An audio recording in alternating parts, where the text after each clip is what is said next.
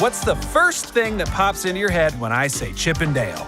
I bet it's these guys! But certainly the second would be those rascally cartoon chipmunks, Chip and Dale.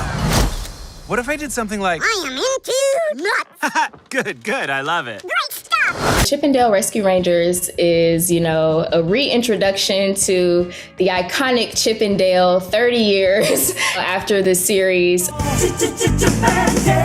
The original is a show that was on in 1990 and 89, 90, 91, but then also for the decade after in constant reruns, where they made 60 episodes and then they decided that was enough to kind of just play forever.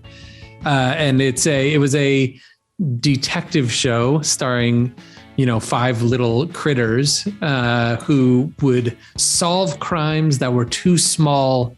Oh man, there was an actual specific line. I'm trying to remember that is what the actual description was, that basically would fall through the cracks of human crime people. But that is not the way they phrased it. It was way clumsier than the way I just said it. I just said it really great. To many more seasons of the Rescue Rangers. I gotta tell you, MC Scat Cat and Paula Abdul. Woo, that makes me happy.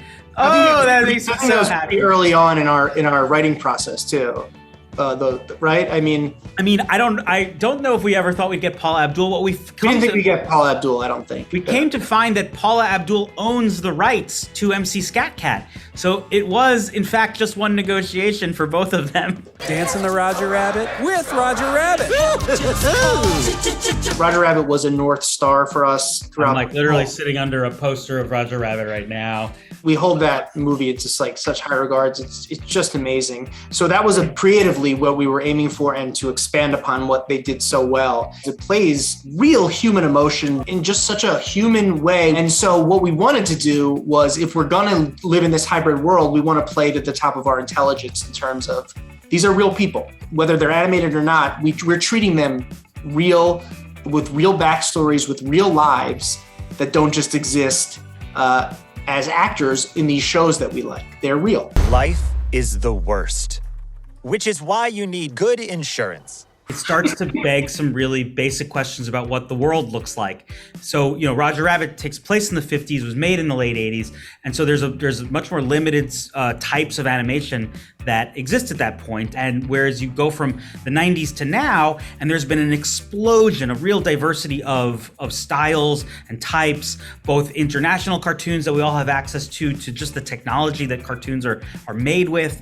And so it just started begging some really basic questions like, okay, well, what do they look like? Where do they live? What is it like for a 6-inch person to live in the world? And having to answer those questions were really fun, challenging ways to really keep all of the world interesting and weird, but it made every scene its own little puzzle. The live action hybrid was not a new concept. And there's a lot of really good modern examples of, even ones you don't think of as that, but like Lord of the Rings. There are scenes which are very much live action hybrids with animated characters, or any Marvel movie, or Sonic the Hedgehog. There's a lot of precedent for it, but not exactly this way, where you're just taking those 30 years of animation since Roger Rabbit and all the different styles and all the different history of video games and Pixar and everything that's happened, and seeing what that all looks like thrown together. And certainly not where your two main characters are different styles the entire movie. But that's part of what made it so exciting was I thought that was really clever and neat, and it was in the script I read. It was all baked in, and I was just like, wow, would they even let us do this?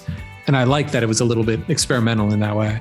But I will say, so it's also chicken or the egg of the script. Like, I read the script written by Gregor and Mand, was attracted to it and wanted to do it. And that's because a lot of it was baked into there. And then also in the process of storyboards and animatics, and me doing the entire movie into my phone because it was the pandemic and we had to make a storyboard, but I was alone in my house.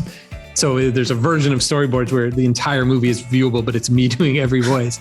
It ends up becoming a hybrid of, what they wrote and whatever's in my brain as well. So